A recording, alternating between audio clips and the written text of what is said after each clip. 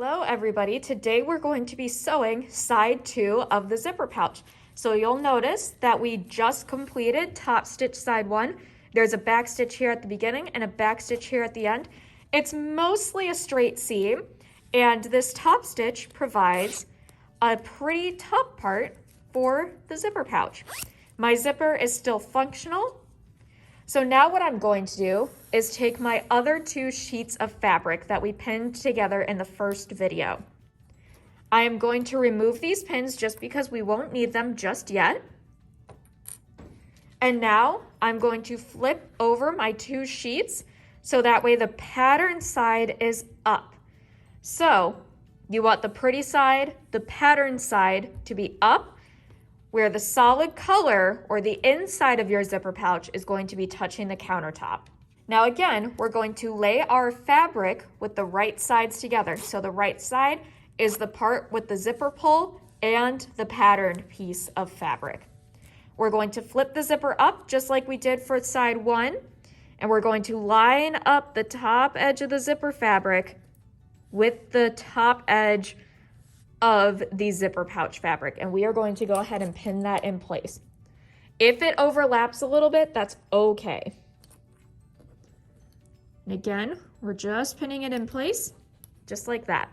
And now I'm going to show you how to sew it. And this is how we're going to sew side 2.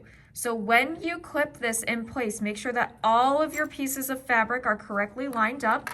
And when we put it inside the machine, we're going to make sure that we line it up so the needle is going to come down into the fabric and not touch the teeth.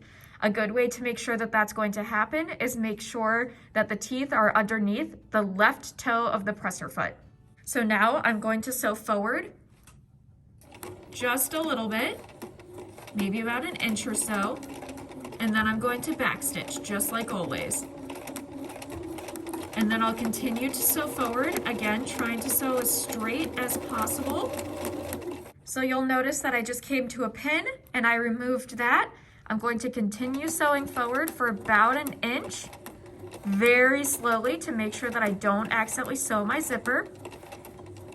And now that I'm coming close to the pull part of the zipper, I'm going to go ahead and put the needle all the way down in the fabric, lift up my presser foot just like I were going to pivot, and I am going to go ahead and zip up my zipper pouch all the way past my presser foot. It is kind of hard to see in the video just because of how I have the fabric set up, but just know it's what I'm doing.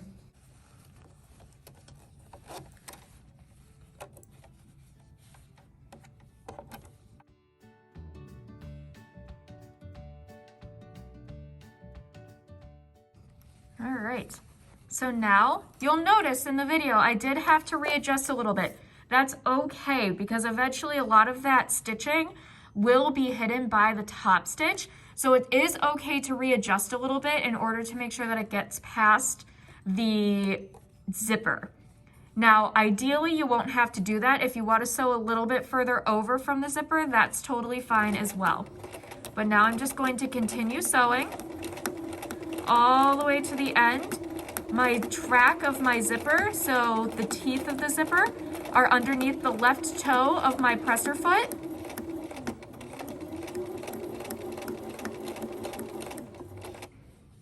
I'm going to remove this clip as I come close to it, and I'm going to continue to steer my machine to make sure that I am at a 1/4 inch seam allowance. You'll notice that my fabric is getting a little bit off kilter. Again, that's okay, sometimes it happens. A lot of this will be hidden by the top stitch. So we go all the way to the end, and then we backstitch just like always. And then we take it out of the machine. I'm going to cut off my loose threads, zoom out so that way you can see it.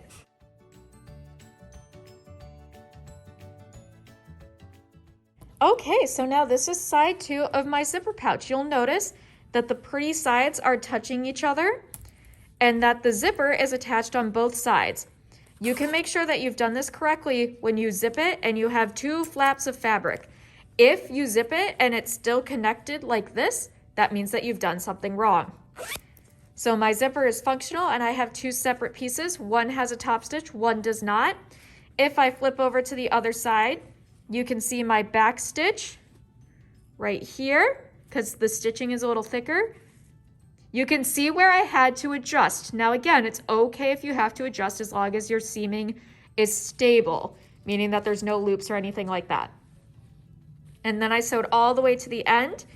My back stitch is at the very end. I trimmed off all of my loose threads, and that's it. In the next video, I'm going to show you how to do top stitch side 2, and then I will show you how to sew the body in the video after that. Thank you very much for watching.